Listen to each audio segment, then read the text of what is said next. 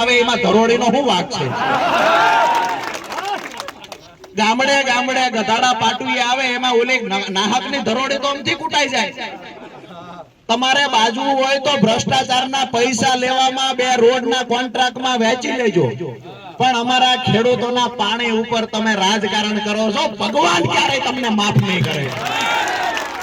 શબ્દો લખી રાખજો. આજે તમારા કોન્ટ્રાક્ટો માટે લાઈનોમાંથી જે તમને પૈસા મળે છે એના માટે થઈ અને આજે ખેડૂતોને ખેડૂતની માતાઓને તમે દુખી કરો છો. આવનારી પેઢી એની સાક્ષી હશે. જો તમે ખેડૂતોના હિતમાં વિચારજો, નહીતર ભગવાન મને બોલાવે છે દીકરીએ દીવો નહીં રહે. આ પરિસ્થિતિનું નિર્માણ થશે. તમે કરોડો રૂપિયા ભેગા કરી લેશો, કોના માટે કરશો? ખેડૂતોનું શોષણ કરીને પૈસા ભેગા કરશો.